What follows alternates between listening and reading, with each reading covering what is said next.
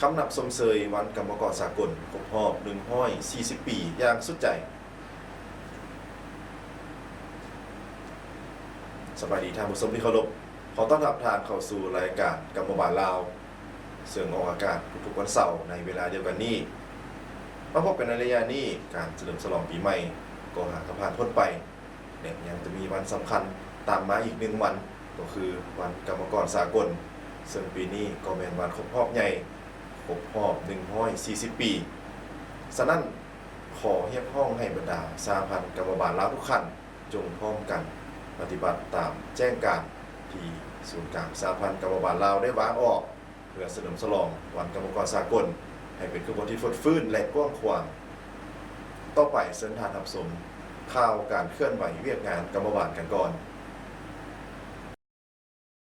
ในท่ามกลางบรรยากาศที่ทั่วภาคทั่วรัฐและทั่วปกสลาวทุกชาติพร้อมสุมใส่ในการจัดตั้งปฏิบัติมติของประชุมใหญ่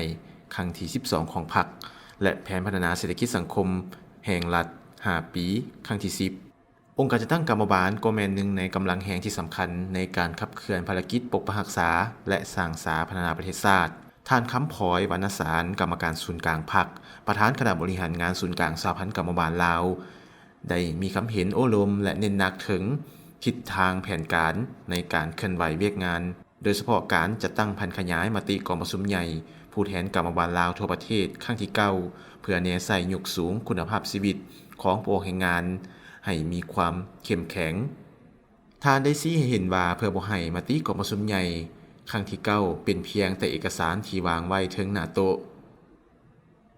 คณะบริหารงานสหพันธ์กรรมบาลทุกขั้นต้องได้หันเอาเนื้อในมาเป็นแผนการเคลื่อนไหวละเอียดในนั้นเวียกงานศึกษาอบรมการเมืองแนวคิดต้องมาก่อนเป็นบัตร91เพื่อให้สมาชิกกรรมบาล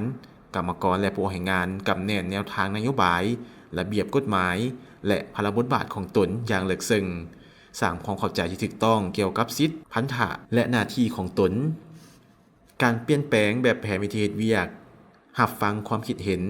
และข้อเสนอของกรรมกรเพื่อหาวิธีช่วยเหลือและปกป้องสิทธิผลประโยชน์อย่างทันการสุกยู่ให้ขบวนการแข่งขันหาเป็นเจ้าของกรรมบาล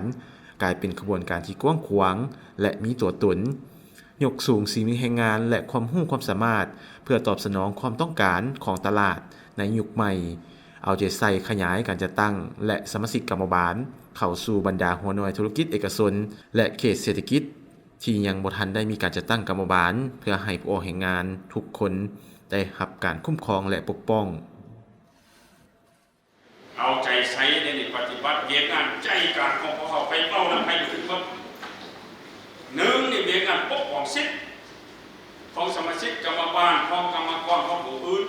สองในปฏิบัติคำขวัญหาเป็นเจ้าอันนี้เป็นเวียกงานใจกลางของพวกเขาไปเป้านั้นผู้ได้เทียมผู้ใดเอาอยู่นำเจ้าพนักงานเจ้ากรรมกรเจ้าพนักปกป้องสิทธิเจ้ามันสิทธิมันบ่มีเด้ให้มันเอาให้งานจนเป็นจิตตายเงินได้หน่อยเดียวเจ้าพัดหังขึ้นพวกของเสียไปบอกนะกรรมกรมันแห่งที่รู้ขึ้นวันนี้ไปบอกหาที่เจ้าเอาเจ้าเป็นสมาชิกกรรมบาลเด้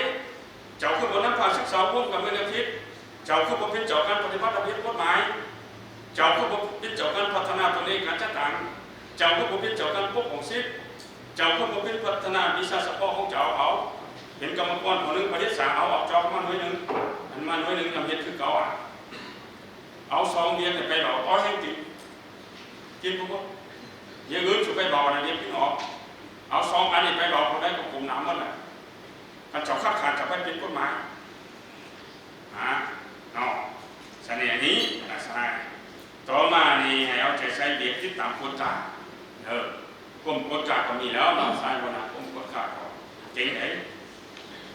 เสน่ห์ผ่านการกฎการมันก็มีหลายวงการ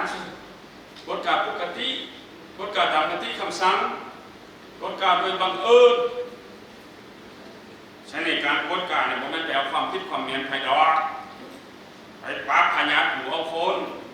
ไปเย็นเนี่ยเรียกจริงคนแท้ผู้ได้ละเมิดผู้ได้บัตรระเบียบอันนั้นจึงกฎการจึงพบของการนำพาของเราได้ท่านยังกล่าวตื่มว่าความเข้มแข็งขององค์การจัดตั้งกรรมบาลแม่นวัดแทกได้จากความเชื่อมั่นของชนชั้นกรรมกรฉะนั้นต้องได้ปรับปรุงกงจักรการจัดตั้งให้กระทัดรัดมีประสิทธิภาพ และพนักงานกรรมบาลต้องมีคุณสมบัติศีลธรรมปฏิบัติมีความรู้ความสามารถและมีจิตใจหับใส่ชนชั้นกรรมกรอย่างแท้จริงคำเห็นโอลมและการเน้นหนักของทานคำพลอยวรรณสารบ่เพียงแต่เป็นการวางทิศทางเท่านั้นแต่ยังเป็นการปลุกระดมจิตใจให้แก่พนักงานกรรมบาลทั่วประเทศให้มีความมุกบืนเห่าหันและเป็นเจ้าการในการเคลื่อนไหวหันเอามติของประชุมใหญ่ครั้งที่ 9เข้าสู่การปฏิบัติตัวจริงแนใส่สร้างกรรมบาลลาวให้กลายเป็นกำลังแห่งลักแรงในการพัฒนาประเทศชาติให้รุ่งเรืองศรีวิไล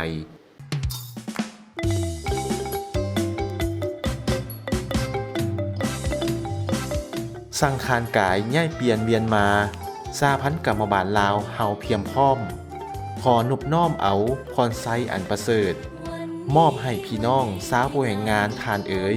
ขอให้ท่านมีกำลังวังซาก้าแก่นสร้างสารแผ่นดินลาวให้หุ่งเฮืองเหลืองเลื่อม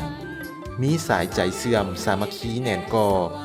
สานต่อผลงานใหญ่สู่ชัยชนะใหม่ด้วยเถินในโอกาสส่งท้ายปีเก่าต้อนรับปีใหม่ลาวพศ 2569 ขอให้ท่านมีแต่ความสุขห่างไกลทุกโลคาพยาธิให้มีรายได้ลื่นคาดหมายทุกคงเขตทั่วประเทศสมปรารถนาทุกประการทานเอ๋ย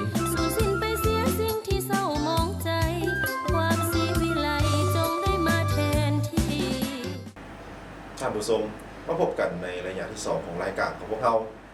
ระยะนี้อากาศก็มีความร้อนอบอ้าวสูงหลายการใช้ไฟฟ้าก็ต้องมีสติระมัดระวังเพื่อป้องกันบ่ให้เกิดอัคคีภัย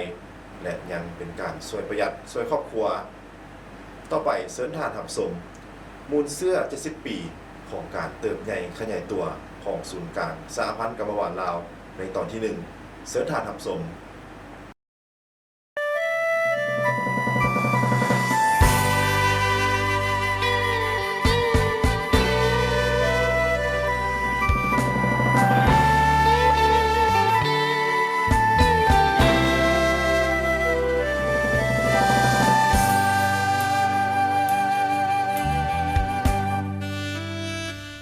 สหพันธ์กรรมบาลลาวแม่นองค์การจัดตั้งมหาชนหนึ่งที่กว้างขวางในระบบการเมืองของระบอบประชาธิปไตยประชาชนที่มีพรรคประชาชนปฏิบัติลาวเป็นแกนนำเป็นองค์การที่สืบทอดพลกรรมประวัติศาสตร์มูลเชื่อของชนชั้นกรรมกรในภารกิจปฏิบัติศาสตร์ประชาธิปไตยก็คือการปฏิบัติ2หน้าที่ยุทธศาสตร์ในภารกิจแห่งการเปลี่ยนแปลงใหม่อย่างรอบด้านและมีหลักการของพรรคดำเนินการเคลื่อนไหวตามรัฐธรรมนูญกฎหมายแห่งสาธารณรัฐประชาธิปไตยประชาชนลาวกฎหมายว่าด้วยกรรมบาลลาวมีภาระบทบาทในการโฆษณาศึกษาอบรมปลุกระดมเต้าโฮมความสามัคคีสมาชิกกรรมบาลกรรมกรและพวกแรงงานให้มีความตื่นตัวทางด้านการเมืองรู้สิทธิพันธะและผลประโยชน์ของตนมีความรู้ความสามารถทางด้านวิทยาศาสตร์เทคโนโลยีมีอารยธรรมทางด้านจิตใจและมีระเบียบวินัยในการออกแรงงานเป็นตัวแทนในการปกป้องสิทธิผลประโยชน์อันชอบธรรมของสมาชิกกรรมบาลกรรมกรและพวกแรงงานติดตามกฎกาการคุ้มครองรัฐคุ้มครองเศรษฐกิจวัฒนธรรมสังคมขององค์การรัฐแต่ละขั้นและหัวหน่วยแรงงานเข้าร่วมติดตามกฎกาการเคลื่อนไหวของสภาแห่งชาติสภาประชาชนขั้นแขวงและสมาชิกสภาดังกล่าว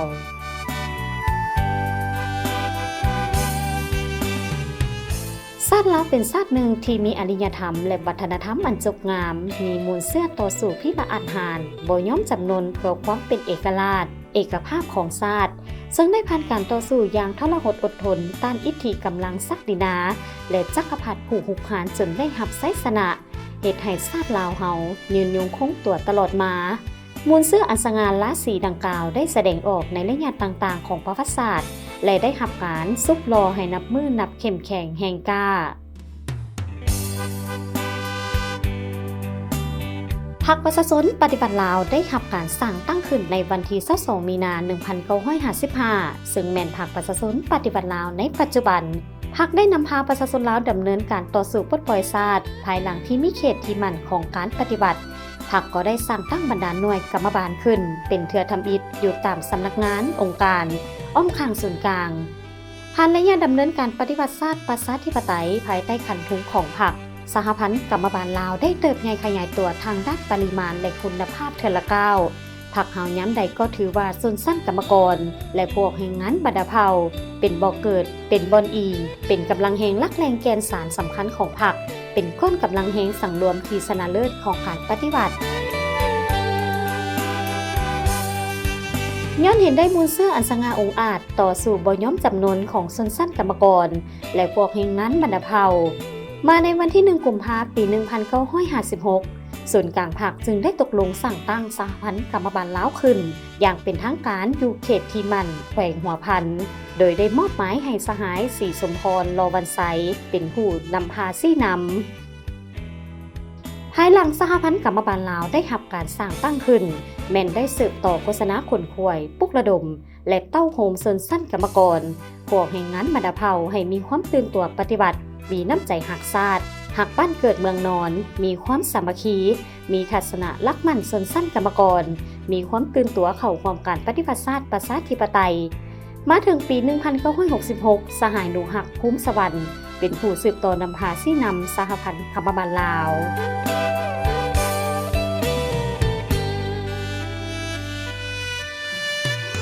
สหพันธ์กรรมบาลลาวได้รับการสร้างตั้งขึ้นในเงื่อนไขที่ประเทศชาติยังด้อยพัฒนากสิกรรมล่าหลังโรงจักรโรงงานบ่ทันขยายตัวกรรมกรลาวยังบ่ทันมีจำนวนหลายภาคส่วนหนึ่งของประเทศยังถือพวกจักรพรรดิลาเมืองขึ้นแบบใหม่และปฏิการผู้หุกหานแทรกแซงและครอบครองชั่วคราว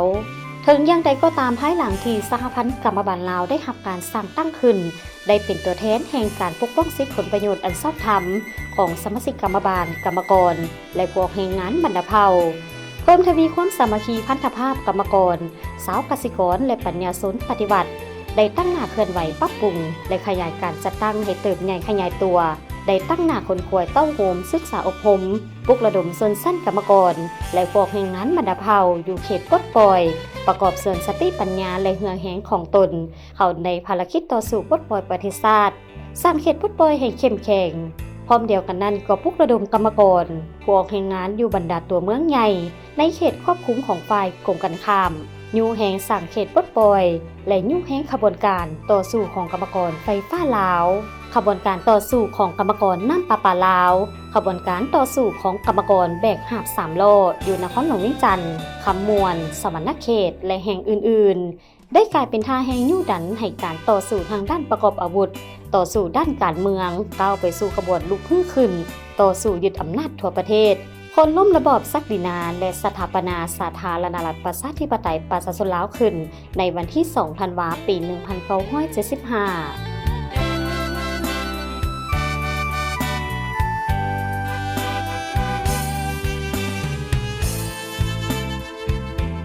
โดยสืบต่อปรับปรุงระบบการจัดตั้งสหพันธ์กรรมบาลลาวให้เป็นระบบสายใยการจัดตั้งในขอบเขตทั่วประเทศพรรคได้สั่งตั้งคณะคนขวยขึ้นโดยแมนสหายสนันสุทธิจักรกรรมการส่วนกลางพรรคเป็นหัวหน้าคณะ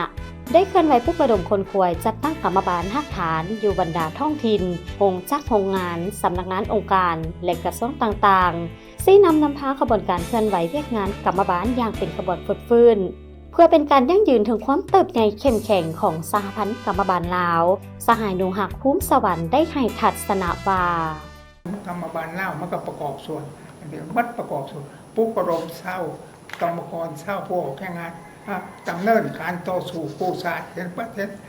ในระหว่างดำเนินการต่อสู้กู้ศาสตร์เพื่อสร้างสติส่วนใส่มันประกอบส่วนเขาในไส้สนามภายหลัง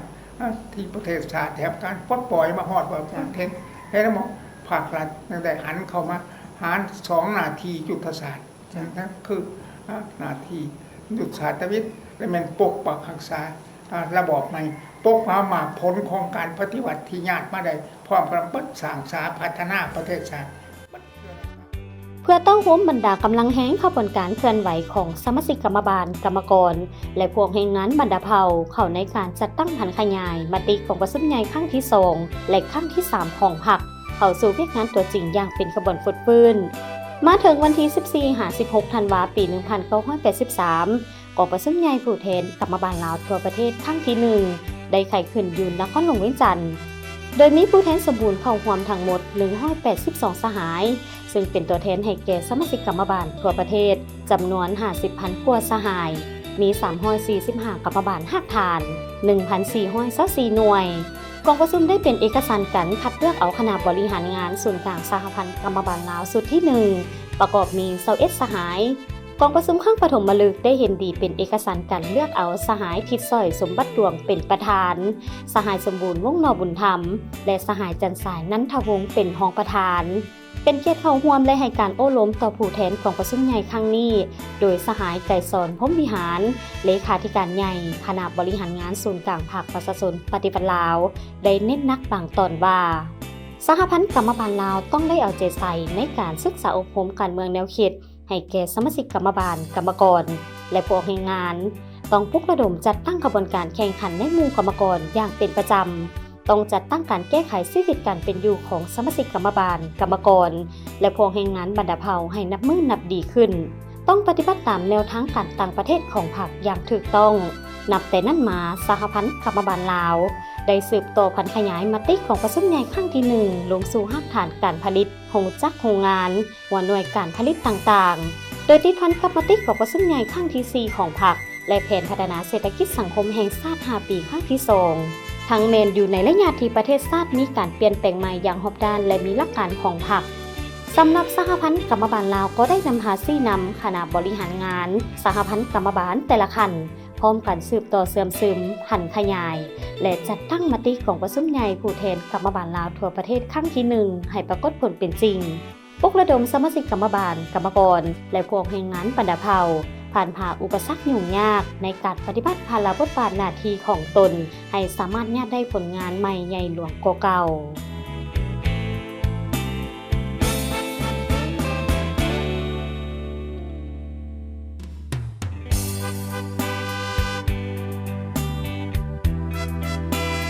มาถึงวันที่26-28 เมษายน ปี 1989 กองประชุมใหญ่ผู้แทนกรรมบาลลาวทั่วประเทศครั้งที่ 2 ก็ได้ไขขึ้นอย่างเป็นทางการอยู่นครหลวงเวียงจันทน์โดยมีผู้แทนสมบูรณ์เข้าร่วมทั้งหมด278สหายที่เป็นตัวแทนให้แก่สมาชิกกรรมบาลในขอบเขตทั่วประเทศจำนวน 7368 สหายมี 1,120 กรรมบาลหักฐาน 4,800 หน่วยกองประชุมใหญ่ครั้งนี้ได้ปอนบัตรคัดเลือกเอาคณะบริหารงานศูนย์กลางสหพันธ์กรรมบาลลาวจำนวน27สหายหญิง3สหายกองประชุมข้างปฐมฤกษ์ได้เป็นเอกสารการเลือกเอาสหายบุญทันสุวรรณสุขเป็นประธานสหายนางอัมพรนาลีแก้วลาเป็นรองประธานเป็นเขตเข้าร่วมกองประชุมใหญ่ครั้งนี้และให้การโอ้ล้มโดยสหายไก่สนพรหมวิหารเลขาธิการใหญ่คณะบริหารงานศูนย์กลางพรรคประชาชนปฏิบัติลาวและยังไม่นี้คณะพรรคและอำนาจการปกครองทุกขันต้องหับผู้แจ้งเกี่ยวกับที่ตั้งยุทธศาสตร์ของเวียกงานกรรมบาลเพิ่มทวีการสี่น้ำและสร้างเงื่อนไขอันสะดวกให้กรรมบาลเข้าร่วมในการคุ้มครองประเทศชาติและคุ้มครองเศรษฐกิจต้องโตสู่อย่างเด็ดเดียวกับแนวคิดถือเบาเวียกงานกรรมบาลและการเฮ็ดให้องค์การกรรมบาลกลายเป็นองค์การบริหารกิจวัตร ส่วนองค์การกรรมบาลเองก็ต้องดัดแปลงวิธีเฮ็ดเวียกให้ถูกต้องตามพระบทบาทของตนเคลื่อนไหวตามแบบวิธีศึกษาอบรมผู้ออกให้งานเขานี่องค์การจัดตั้งของตนพร้อมกันนั้นก็เอาใจใส่คนป่วยเต้าโฮมชาวลาวอยู่ต่างประเทศเพื่อให้เขาเจ้าประกอบส่วนเขาในการสร้างสาพัฒนาประเทศชาติทุกการเคลื่อนไหวของกรรมบาลต้องติดแน่นกับหลักฐานส่งเสริมประชาธิปไตยอย่างกว้างขวางในหมู่กรรมกรและผู้ออกแรงงานปลุกระดมเขาเจ้าให้เสริมขยายหัวคิดประดิษฐ์ศาสตร์และความรับผิดชอบต่อการสร้างและปฏิบัติแผนการผลิตธุรกิจต่อการปูดการปฏิบัติบรรดาแผนนโยบายเศรษฐกิจสังคมของพรรคในหลักในระยะนี้สหพันธ์กรรมบาลลาวได้สุ่มใส่จัดตั้งปฏิบัติมติของประชุมใหญ่ครั้งที่ 5ของพรรคและมติของประชุมใหญ่ครั้งที่ 2ของสหพันธ์กรรมบาลลาวให้ปรากฏผลเป็นจริงโดยเฉพาะก็แม่นนำเอาแนวทางการเปลี่ยนแปลงใหม่อย่างรอบด้านและมีหลักการของพรรคลงสู่มหาชน สหพันธ์กรรมบาลลาวได้ปลุกระดมพนักงานสมาชิกกรรมบาลกรรมกรและพวกแรงงานบรรดาเผ่าเข้าหำเฮียนเสื่อมซึมต่อแนวทางการเปลี่ยนแปลงใหม่อย่างรอบด้านและมีหลักการของพรรคโดยได้จัดตั้งสุดอบรมเวียกงานกรรมบาลระยะสั้นและระยะยาวอันเฮ็ดให้สมาชิกกรรมบาลกรรมกรและพวกแรงงานเห็นได้ภาระบทบาทหน้าที่ของสหพันธ์กรรมบาลลาวเอาใจใส่ขยายการจัดตั้งและสมาชิกกรรมบาลลงสู่รากฐานการผลิตและหัวหน่วยแรงงานในขอบเขตทั่วประเทศนับมือนับกว้างควงจำนวนสมาชิกกรรมบาลเพิ่มขึ้นอย่างต่อเนื่อง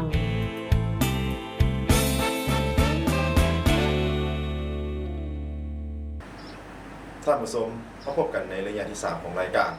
ซึ่งระยะนี้พวกเราสิมาเฉลยคำตอบจากคำถามที่ได้ถามในรายการที่ผ่านมาซึ่งคำถามก็มีอยู่ว่าวันสร้างตั้งชาวหนุ่มประชาชนปฏิวัติลาวแม่นวันที่เดือนปีใดและปีนี้ครบรอบจักปีคำตอบแม่น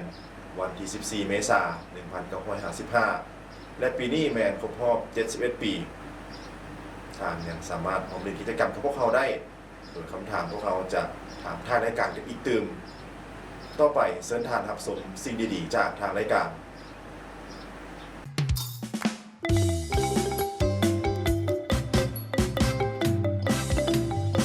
หอมดอกจำปาบานทรงกลิ่นหับปีใหม่ ขอทรงพรไซอันประเสริฐเกิดแด่สาวผู้ออกแห่งงาน ผู้ที่สร้างพื้นฐานเศรษฐกิจให้ลาวก้าวด้วยเหือแหงทุกเวียกงานที่พวกทานได้ทุ่มเท จงโชคดีปีใหม่ลาวพศ 2569 สมาชิกที่ร่วมก้าวสร้างวินัยให้เข้มแข็งสามัคคีทันสมัยอย่างแข็งแรงแสดงถึงน้ำใจสากลกรรมซีดที่งดงามทานเอ๋ย ความทุกข์ที่เคยประสบจงอย่าได้พบผ่านอีกต่อไป NSV คอมพิวเตอร์ผู้ช่วยคู่ใจด้านไอทีเคยบ่คอมพิวเตอร์ค้างพรินเตอร์ใช้งานบ่ได้โฟโตคอปปี้มีปัญหาอย่าไปกังวลกับอุปกรณ์ทับไส้ของทานเลยให้บริษัท NSV คอมพิวเตอร์เป็นผู้ช่วยคู่ใจของทานบริษัท NSV คอมพิวเตอร์บริการเครื่องไอทีคุณภาพดีทันสมัยมีให้เลือกหลากหลายตอบโจทย์ทุกการใช้งานบ่ว่าจะเป็นนักเรียนนักศึกษาเวียกงานบริหารต่างๆขายและซ่อมแปลงอุปกรณ์ไอทีทุกชนิดเช่นคอมพิวเตอร์โน้ตบุ๊กตั้งโต๊ะเครื่องพิมพ์โฟโตคอปปี้และอื่นๆอีกหลวงหลายโดยทีมสร้างผู้ชำนาญงานสะดวกว่องไวรับประกันคุณภาพพวกเรายังมีเครื่องใช้สำหรับห้องการครบวงจรมาที่นี่บอนเดียวได้ครบทุกอย่างเลย NSV คอมพิวเตอร์เข้าใจทุกความต้องการของทานบริการว่องไวทันใจด้วยหอยยิ้มอยากได้เครื่องใหม่อยากซ่อมแปลงเครื่องเก่าคิดฮอด NSV คอมพิวเตอร์ครบทุกเรื่องไอทีอย่ารอซ่าโทรสอบถามข้อมูลเพิ่มเติมหรือเข้ามาใช้บริการกับพวกเราได้ที่ NSV คอมพิวเตอร์ตั้งอยู่บ้านเก้ายอดถนนสามเสนไทยเมืองศรีสัตนาคนครหลวงเวียงจันทน์ติดต่อสอบถามโทร 021 252 483 หรือโทรมือถือ 020 5551 7028 และ 020 2220 6973 บริการด้วยรอยยิ้มที่จริงใจต้อง NSV คอมพิวเตอร์เครื่องใช้ห้องการครบวงจรเท่านั้น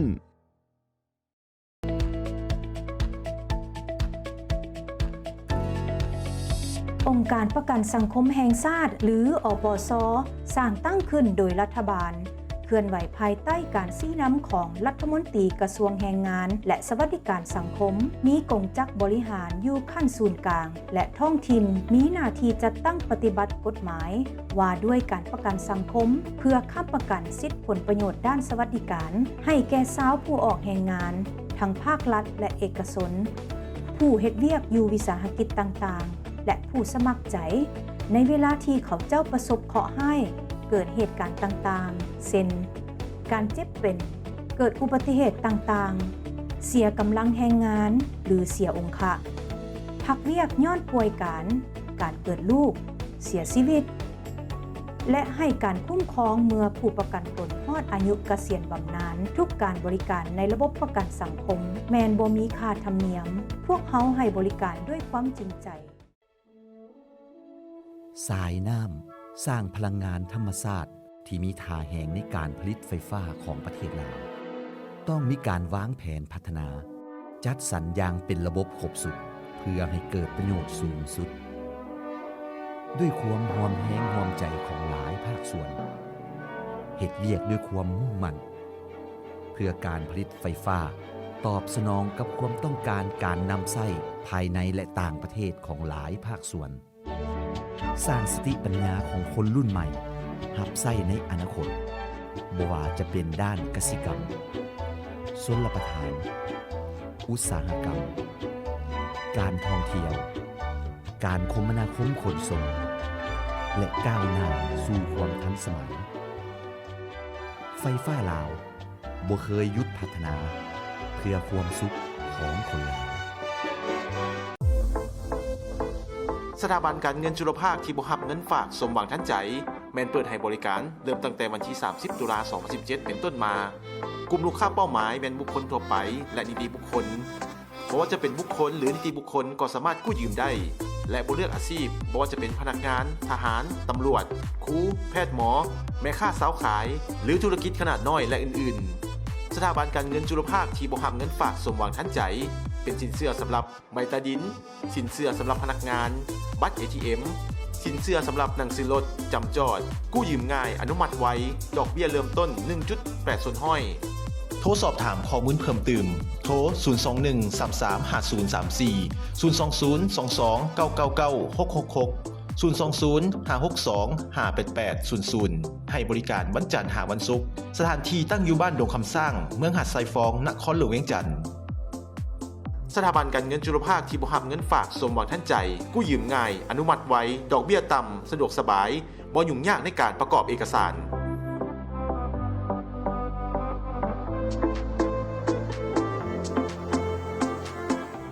ศูนย์กลางสหพันธ์กรรมบาลลาวมีเบอร์สายด่วนให้คำปรึกษาทางด้านแรงงาน ให้แก่กรรมกรผู้ออกแรงงานและผู้ใช้แรงงาน โดยบ่เสียค่า ผ่านโทรศัพท์หมายเลข 1512 ท่านสามารถปรึกษาและสอบถามข้อมูลเพิ่มเติมได้ในวันจันทร์หาวันศุกร์หรือจะเข้ามาห้องการศูนย์กลางสหพันธ์กรรมบาลลาวสหพันธ์กรรมบาลแขวงสหพันธ์กรรมบาลเมืองในวันและเวลาราชการ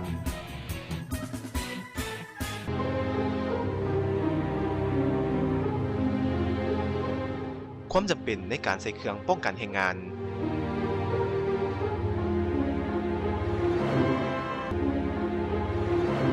การออกแรงงานที่ปลอดภัยต้องใส่เครื่องป้องกันแรงงานทุกครั้ง การออกแรงงานที่บ่ใส่เครื่องป้องกันแรงงานอาจก่อให้เกิดอุบัติเหตุและพยาธิอาชีพตามมา ด้วยความห่วงใยจากศูนย์กลางสหพันธ์กรรมบาลลาว การปกป้องทางสังคมหมายถึงการสามารถเข้าถึงการบริการด้านสาธารณะต่างๆของทุกกลุ่มคนในสังคมเข้าถึงสิ่งอำนวยความสะดวกต่างๆที่รัฐบาลจัดขึ้นเช่นการรักษาสุขภาพการศึกษาสวัสดิการและสิ่งอำนวยความสะดวกที่จำเป็นต่อการดำรงชีวิตของประชาชนบรรดาเผ่าการปกป้องทางสังคมแมนการพัฒนาที่มีหลายรูปแบบหรือเป็นวงจรชีวิตหนึ่งที่เกี่ยวข้องกับการดำรงชีวิตของทุกคนแมนวิธีการพัฒนาพื้นฐานโครงสร้างสาธารณประโยชน์โดยรัฐบาลการให้สวัสดิการแรงงานการสนองการอุดหนุนรายรับให้กับผู้ทุกข์ยากผู้ด้อยโอกาสการสนับสนุนข้อมูลข่าวสารทางด้านแรงงานการสร้างให้มีวิกฤตงานทำรับประกันการปิ่นปัวสุขภาพที่จำเป็นขั้นพื้นฐานที่มีคุณภาพและค้ำประกันรายได้ของสาวผู้แรงงาน ท่านผู้ชมมาพบกันในตอนท้ายของรายการของพวกเขาแล้ว ซึ่งกิจกรรมคำถามท้ายรายการของพวกเขาในมื้อนี้คำถามมีอยู่ว่าชื่อเต็มของประเทศลาวเฮาแม่นมีชื่อว่าแนวใดถ้าทางรู้คำตอบแล้วโทรมาได้ที่เบอร์ 99986446 ก่อนจากกันขอเชิญชวนให้บรรดาสมาชิกกรรมบาลกรรมกรและผู้ออกแรงงานจงพร้อมกันสร้างผลงานสร้างกระบวนการเพื่อเข้ารับต้อนวันกรรมกรสากลครบรอบ140 ปีอย่างเป็นขบวนที่ฟดฟื้นและมีความหมายสำคัญและขอให้ทุกท่านจงโชคดีในปีใหม่ลาวปี2026นี้สบายดี